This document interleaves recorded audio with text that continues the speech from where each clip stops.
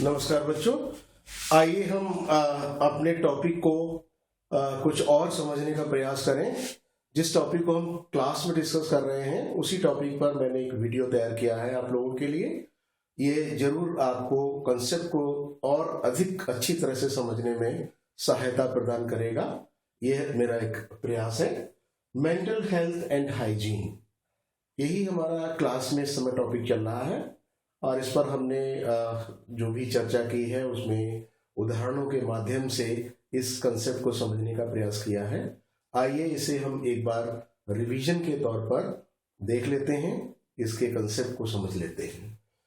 अगर हम इसकी डेफिनेशन को लिखना चाहें बहुत ही सिंपल वर्ड्स में, तो हम क्या इसको लिखेंगे एज डेफिनेशन?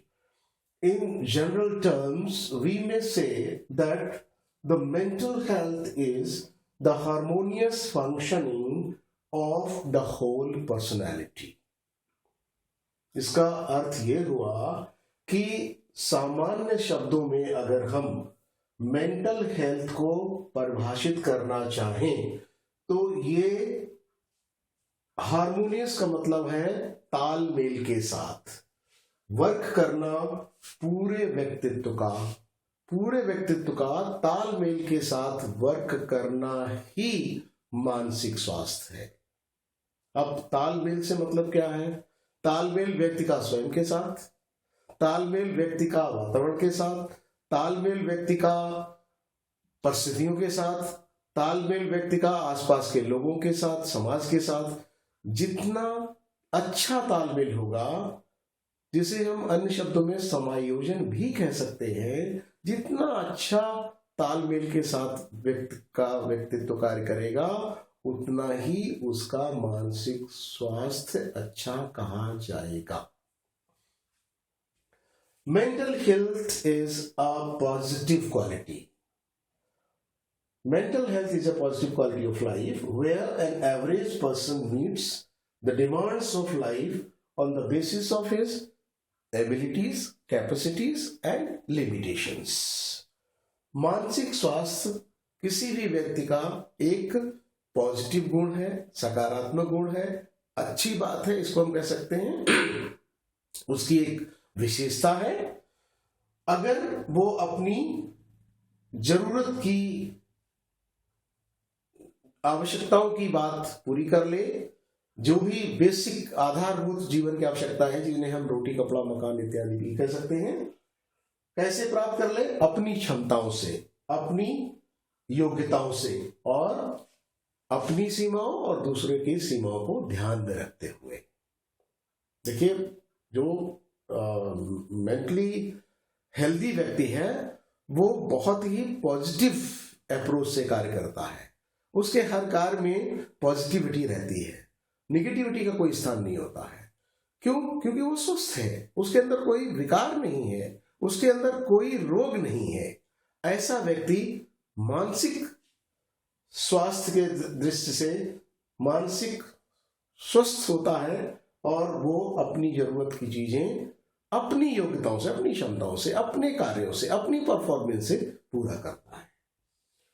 अगला है meaning of mental hygiene. Mental hygiene means investigation of the laws of mental health and the taking of measures, steps for its preservation. Mental hygiene का मतलब है, investigation का मतलब है तहकीकात, परख। किसकी परख? मेंटल हेल्थ के नियमों की। यदि कोई व्यक्ति मेंटल हेल्थ के नियमों को मानता है, हम परख में ऐसा पाते हैं, या वो मेंटल हेल्थ के नियमों को जो भी आवश्यक कदम है, जो भी आवश्यक तरीके हैं, उनको अपनाता है मेंटल हेल्थ को बनाए रखने के लिए, बचाए रखने के लिए या प्रिजर्वेशन के लिए, तो हम कहेंगे कि उस व्यक्ति के अंदर ये समझ है कि मानसिक स्वच्छता क्या है, मेंटल हाइजीन क्या है। बच्चों, आप बहुत आसानी से समझ रहे होंगे इस बात को कि जब मेंटल हाइजीन पूरी होती है तभी मानसिक स्वास्थ्य की कल्पना की जा सकती है। Mental hygiene leads to mental health, mental hygiene ensures mental health. good mental hygiene means good mental health. Simple. There is direct connection between mental hygiene or measures taken by a person for mental hygiene to his mental health. जो व्यक्ति जितनी मानसिक स्वच्छता की समझ रखता है उसका उतना ही अच्छा मानसिक स्वास्थ्य होता है. इस चीज को हम यहां समझ रहे हैं. AIIMS and objectives of mental health and hygiene क्या है? इसके हमने 3 उद्देश्य प्रमुख रूप से यहां पर लिखे हैं. आप इनको समझिए. पहला उद्देश्य इंप्रूवमेंट ऑफ मेंटल हेल्थ. मतलब जो हमारी मेंटल हेल्थ एंड हाइजीन के एम्स हैं, उद्देश्य हैं, वो क्या है? जो हमारी मेंटल हेल्थ है उसमें सुधार, उसमें निरंतर सुधार. कैसा सुधार? जो व्यक्ति के अच्छे व्यक्तित्व के लिए चाहिए, अच्छे समायोजन के लिए चाहिए, जो उसे अपनी परफॉर्मेंस को सुधारने में सहयोग दे, ऐसा मानसिक स्वास्थ्य. और मानसिक स्वास्थ्य का एक बच्चों बहुत अच्छा गुण ये भी है कि व्यक्ति सुखी जीवन व्यतीत करे, खुशनुमा जीवन हो, उसका खुशनुमा माहौल हो उसके चारों तरफ, और उसका जो समायोजन है वो सबको अच्छा लगे. He likes his people and he is liked by his people. This is what we aim at improving mental health. Second is prevention of mental diseases and illness. बहुत ही सिंपल बात है ये कि हमारा मानसिक स्वास्थ्य और मानसिक स्वच्छता का क्या उद्देश्य हो सकता है. भाई हमारा ये उद्देश्य है कि हम किसी मानसिक रोग के शिकार ना हो जाए, हमें कोई मानसिक विकार ना हो, हमारे मानसिक स्वास्थ्य में कोई कमी ना आए, कोई गिरावट ना आए. ये जब हमारा उद्देश्य होगा तो हम मानसिक स्वच्छता का भी ख्याल रखेंगे, मानसिक स्वास्थ्य हमारा अच्छा रहेगा और हम एक अच्छे वातावरण के दायरे में रहेंगे. थर्ड है diagnosis and remedies of mental illness. ईश्वर ना करे, ऐसा ना हो कि किसी को कोई मेंटल इलनेस हो. अगर हो तो भी हमारा aim of mental health hygiene ये होगा कि वो उसकी इलनेस को डायग्नोज किया जा सके, पता लगाया जा सके और उसकी रेमेडीज निकाली जा सके, उसका निराकरण, समाधान और उस व्यक्ति को मेंटल इलनेस से मुक्ति दिलाई जा सके. ये भी हमारा aim and objectives of mental health and hygiene का हिस्सा है. अगला है aspects of mental health and hygiene. मतलब कितने पहलू हैं. हम मेंटल हेल्थ को अगर देखें तो 3 पहलू इसके स्पष्ट दिखाई देते हैं. पहला है प्रिजर्वेटिव. गुड हेल्थ को प्रिजर्व करना, मानसिक स्वास्थ्य को बनाए रखना, बचाए रखना, उसको गिरने न देना, उसके स्तर को कम ना होने देना. पहला ये हमारा एस्पेक्ट है. दूसरा एस्पेक्ट है प्रिवेंटिव. प्रिवेंशन हो, किसी तरह की अगर कोई ऐसी परिस्थिति बनती है जिसमें व्यक्ति के मानसिक स्वास्थ्य पर असर पड़ेगा, इसको हम अगले टॉपिक में देखेंगे जब हम फैक्टर्स की बात करेंगे. कौन से वो फैक्टर हैं जो मानसिक स्वास्थ्य और मानसिक स्वच्छता को प्रभावित करते हैं, उनमें हम इस बात पर चर्चा करेंगे कि अगर कोई ऐसी परिस्थिति बनती है, कोई ऐसा फैक्टर है, तो प्रिवेंशन हो सके. ये भी एक मेंटल हेल्थ एंड हाइजीन का पहलू है. और आखिरी पहलू, तीसरे पहलू के रूप में हम कह सकते हैं क्यूरेटिव. अगर मान लीजिए प्रिजर्वेटिव पहलू में हम नहीं चेत पाए, नहीं ध्यान दे पाए, किसी तरह से हमारे जो भी मेजर्स थे वो पर्याप्त नहीं थे, हम प्रिवेंट भी नहीं कर पाए, अब हमें मानसिक स्वास्थ्य की समस्या आई, तब हमारे पास बचेगा क्यूरेटिव. क्यूरेटिव का मतलब है निदान. हमें उसका उपाय, हमें उसको पूरा करने के लिए, पुनर्जीवित करने के लिए, उसको सस्टेन करने के लिए कुछ हमें जानकारी होनी चाहिए. ये भी हमारे मेंटल हेल्थ और हाइजीन के अंतर्गत आता है. आज हम इसके बाद हम उन विशेषताओं को समझेंगे जो गुड मेंटल हेल्थ और हाइजीन को दर्शाती हैं. आइए हम विशेषताओं पर चर्चा करें.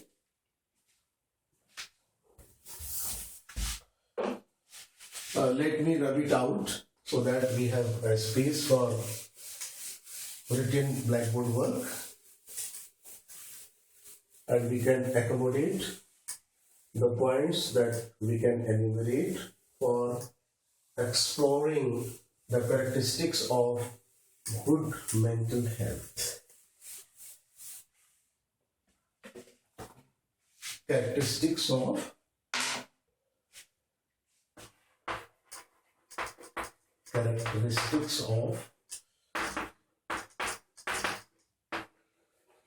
good mental health.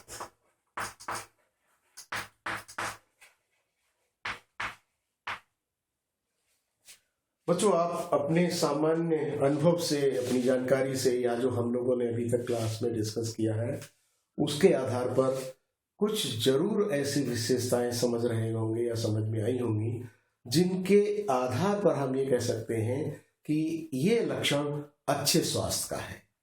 आइए हम लोग बारी बारी से कुछ लक्षणों पर चर्चा करें।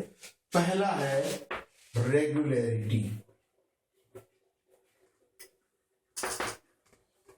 रेगुलरिटी का मतलब है व्यक्ति अपने कार्य को, अपने दिन प्रतिदिन के जो भी उसके कार्य हैं, जो भी उसकी परफॉर्मेंस है, जो भी रोज उसको वर्क करना होता है, उसमें वो रेगुलर रहता है। और जो व्यक्ति अच्छे मानसिक स्वास्थ्य में नहीं होता है, वो समय पर कार्य नहीं कर पाता, समय पर कार्य पूरा नहीं कर पाता, और उसके कार्य की गुणवत्ता भी प्रभावित होती है। तो रेगुलरिटी जो है वो एक विशेषता है अच्छे मानसिक स्वास्थ्य की, और इसे आप आराम से समझ गए होंगे। अगला है power of adjustment. Power of adjustment. Power से मतलब है यहां पर क्षमता, शक्ति। एडजस्टमेंट का मतलब आप बहुत अच्छी तरह समझते हैं, समायोजन, चाहे वो व्यक्तियों के बीच में हो, समाज के बीच में हो, परिस्थितियों के कारण हो, या वातावरण के बीच में हो। उसे हम देखते हैं कि जिस व्यक्ति के अंदर ये शक्ति है वो अच्छे मानसिक स्वास्थ्य का ही गुण है कि वो बहुत अच्छी तरह से समायोजित हो जाता है। समायोजन के लिए उसके पास पावर है। तीसरा है इमोशनल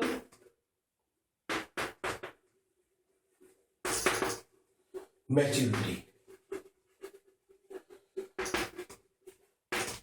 मैच्योरिटी से मतलब है परिपक्वता, भावात्मक परिपक्वता। जिस व्यक्ति का ये स्टेटस मेंटल हेल्थ का अच्छा होगा, वो व्यक्ति अपनी भावनाओं को नियंत्रित कर सकता है, अपनी भावनाओं को अच्छी तरह से प्रसारित कर सकता है, दूसरों तक पहुंचा सकता है, अभिव्यक्त कर सकता है। और जिसका मानसिक स्वास्थ्य ठीक नहीं होगा, वो हो सकता है कि अपनी भावनाओं को नियंत्रित ना कर सके, या अपने जोश को नियंत्रित ना कर सके, और अपने संयम को खो दे। हो सकता है कि क्रोधित हो जाए, हो सकता है वो रोने लगे, हो सकता है कि ठहाके मारने लगे जहां मारने की जरूरत ना हो। इस तरह के अगर व्यवहार करता है तो गुड मेंटल हेल्थ नहीं है। इसलिए गुड मेंटल हेल्थ की विशेषता है इमोशनल मैच्योरिटी। और अगला है हमारा सेल्फ कॉन्फिडेंस। यह हमने क्लास में भी डिस्कस किया था। आप में से ही किसी बच्चे ने बताया था कि सर कॉन्फिडेंस भी अच्छा होता है, आत्मविश्वास अच्छा होता है। जो व्यक्ति अच्छे मानसिक स्वास्थ्य के स्तर में होता है, उसका आत्मविश्वास बहुत अच्छा होता है, उसके कार्य में आत्मविश्वास झलकता है, और आत्मविश्वास से उसके कार्य की गुणवत्ता अच्छी होती है। बच्चों, ये आपके सामान्य अनुभव में होगा कि जब हमारा कॉन्फिडेंस अच्छा होता है तो हमारा परफॉर्मेंस का लेवल भी अच्छा होता है। अगला है हमारा टॉलरेंस।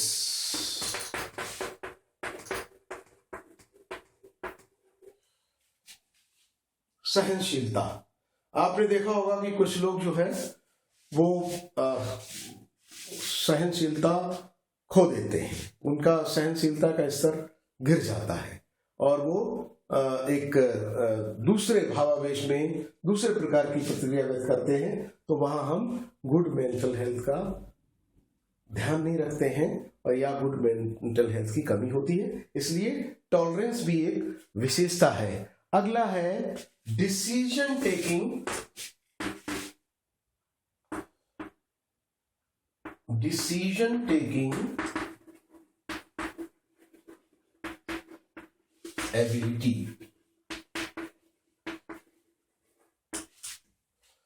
ऐसा व्यक्ति जिसका मानसिक स्वास्थ्य अच्छा होता है वो फुल ऑफ कैपेसिटी होता है कि डिसाइड कर सके, डिसीजन ले सके। आपने देखा होगा अपने आस पड़ोस में, परिवार में कुछ लोग अपने निर्णय को लेने के लिए दूसरों की सलाह लेते हैं, दूसरों के ऊपर वो निर्भर रहते हैं, दूसरा उनको जैसा गाइड करता है वैसा उनका डिसीजन होता है।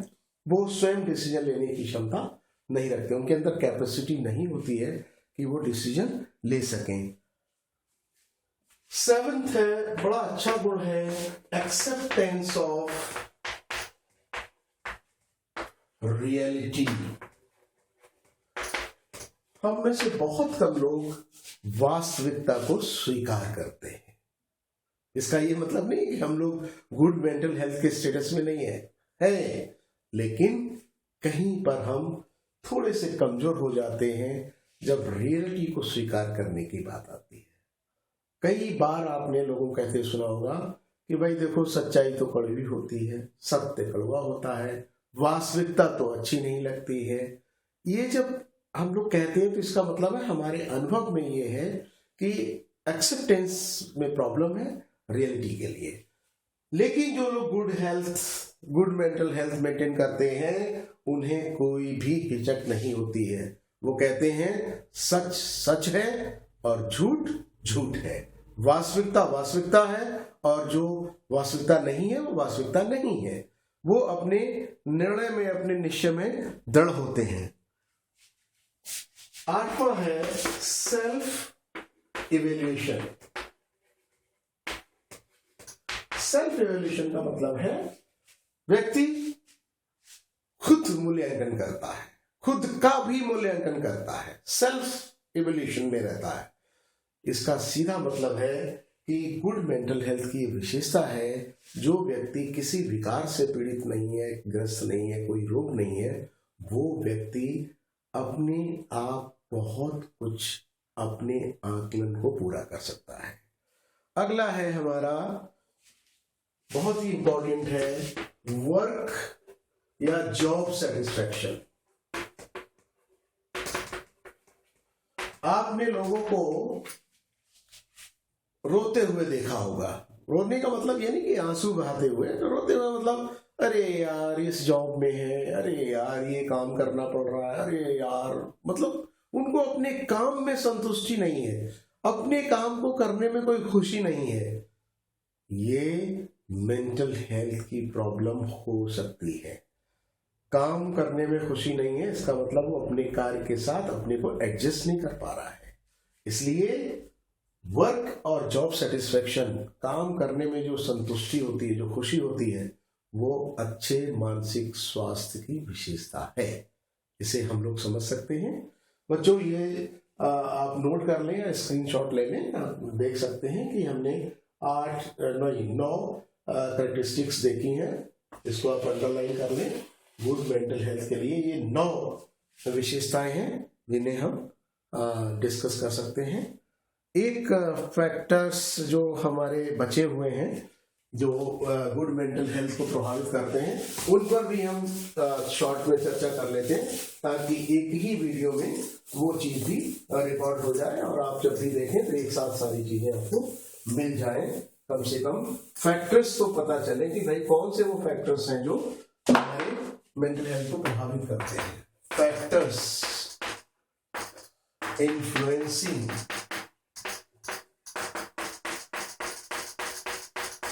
mental health and hygiene।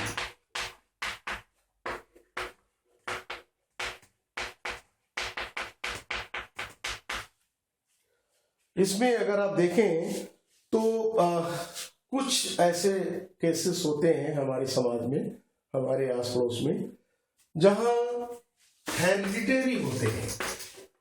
Heredity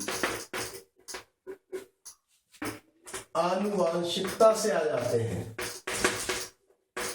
मतलब पेरेंट्स से आते हैं।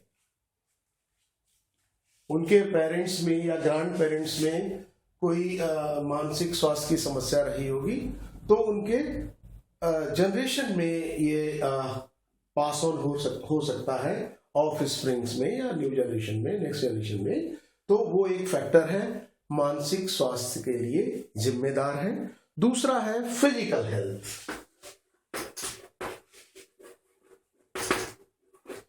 फिजिकल हेल्थ से हमारा मतलब क्या है? शारीरिक स्वास्थ्य। बच्चों ये बहुत स्पष्ट हो चुका होगा, इतना हम लोगों ने डिस्कस किया, क्लास में भी डिस्कस किया था और वीडियो में भी डिस्कस कर रहे हैं कि मानसिक स्वास्थ्य, शारीरिक स्वास्थ्य ये एक दूसरे से जुड़े हुए हैं, एक दूसरे को प्रभावित करते हैं। यदि व्यक्ति स्वस्थ नहीं है शारीरिक रूप से तो मानसिक रूप से भी स्वस्थ नहीं होगा। ये एक बहुत ही सामान्य सी बात है, क्योंकि एक कहावत आपने सुनी होगी, sound mind lives in sound body. मतलब स्वस्थ मस्तिष्क स्वस्थ शरीर में वास करता है। तो कहीं ना कहीं फिजिकल हेल्थ भी फैक्टर के रूप में कार्य करती है। तीसरा है हमारा फैमिली एनवायरनमेंट। फैमिली एनवायरनमेंट मतलब घर का वातावरण कैसा है। यदि बच्चों को बहुत डराया जाता है, मारा पीटा जाता है, धमकाया जाता है और छोटी सी गलती पर बड़ी सजा दी जाती है, यानी कि माँ बाप का अच्छा व्यवहार ना होना, परिवार में अन्य लोगों का अच्छा व्यवहार ना होना, या किसी तरह से हालांकि आजकल बहुत कम हो गया लेकिन फिर भी कहीं कहीं ऐसे उदाहरण मिलते हैं, लड़का लड़की में भेदभाव कर लेना, तो ये भी एक तरह से वातावरण का प्रभाव पड़ेगा, फैमिली का जो एनवायरनमेंट है उसका प्रभाव पड़ेगा। या फिर कहीं कहीं देखा होगा आपने, बच्चों के माँ बाप बहुत अधिक लाड़ प्यार करते हैं, उससे भी बच्चे की मानसिक स्वास्थ्य की प्रॉब्लम हो सकती है, मेंटल हेल्थ उससे प्रभावित होती है। तो ना अधिक या बेवजह डांटना और ना अधिक लाड़ प्यार से लालन पालन करना। ठीक है, लाड़ प्यार सभी को अच्छा लगता है, लेकिन इस बात का ध्यान रखें कहीं वो उसके मेंटल हेल्थ को प्रभावित तो नहीं कर रहा है। और है सोसाइटी। सोसाइटी से मतलब है जो हमारे नेबरहुड है, जो हमारे अड़ोस पड़ोस के लोग हैं,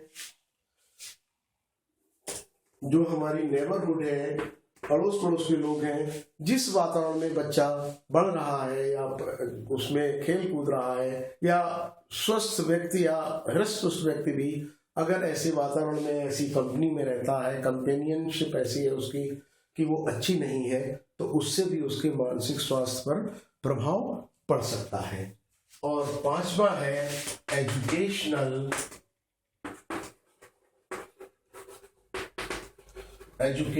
इंस्टीट्यूशंस।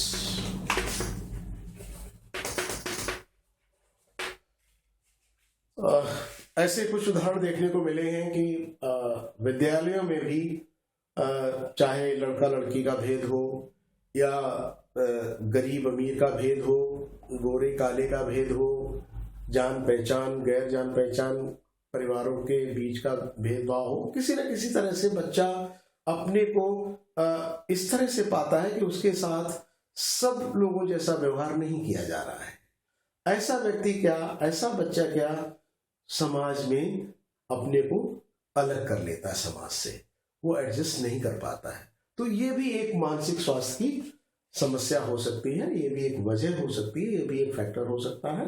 इसके अलावा भी बच्चों अगर आप चाहें तो कुछ चीजें जोड़ सकते हैं, जैसे आप फिजिकल हेल्थ में जोड़ सकते हैं कि मान लीजिए किसी का कोई बॉडी पार्ट डिफॉर्मिटी है, कोई तरह से दिव्यांगता है उस व्यक्ति में, तो भी उसके वातावरण में या लोग उसको चिढ़ाएंगे या हंसी मजाक करेंगे, उसका उपहास करेंगे या उसको हंसी का पात्र मानेंगे, तो इस स्थिति से भी व्यक्ति जो वो कुंठित हो जाता है, तनावग्रस्त हो जाता है और उसे मानसिक स्वास्थ्य की समस्या आ सकती है। तो कुछ चीजें आप इसमें जोड़ सकते हैं, सोसाइटी में जोड़ सकते हैं, फैमिली एनवायरनमेंट में जोड़ सकते हैं। फैमिली एनवायरनमेंट में आप पॉवर्टी ले सकते हैं, गरीब परिवार, तो वहां का जो रहन सहन है, जो खान पान है, जो पहनना है, उठना है, जो त्योहार मनाने का तरीका है, वो निश्चित रूप से अलग होगा।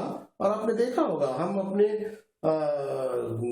घरों पर अपने बहुत मतलब अंतरंग मित्रों को भी बुलाने से कतराते हैं। जब वो कहते हैं यार तेरे घर चलेंगे, या आपकी सहेली कहती है आज तेरे घर आऊंगी, आज दीपावली है, आंटी को मैं विश करने आऊंगी, तो आप कोई ना कोई बहाना, नहीं यार हम लोग तो थोड़ा सा हम लोगों का टाइम टेबल ऐसा रहता है कि हम लोग देर से उठते हैं, फिर हम लोग पड़ोसियों के जाते हैं, फिर हमारे रिश्तेदार आते हैं, यार तो किसी और दिन आ जाना। क्या है ये या बच्चों चलो हम इसको मान लेते हैं कि आप ऐसा नहीं करते हैं, लेकिन आप ये जरूर करते होंगे, ऐसा हम सभी करते हैं, ड्राइंग रूम और बेडरूम में अंतर रखते हैं। ड्राइंग रूम सबको दिखाने के लिए होता है, वो स्तर और बेडरूम का स्तर बराबर नहीं होता, अंतर होता है। इसलिए हम इसको जोड़ सकते हैं कि हमारे फैमिली एनवायरनमेंट में तो बहुत सारी बातें, बहुत सारे पॉइंट्स आप इनमें आप ऐड कर सकते हैं, इसको समझते हैं। इसके कंटिन्यूटी में हम लोग फिर क्लास में चर्चा करेंगे, और मैं प्रयास करूंगा कि आपके लिए और एक अच्छा वीडियो तैयार करूं और आपको शेयर करूं, ताकि हम अपने कंसेप्ट्स को परीक्षा की दृष्टि से और भावी जो भी हमारा कार्य होगा एज टीचर उसको समझ सकें। Wish you all the best. Thank you.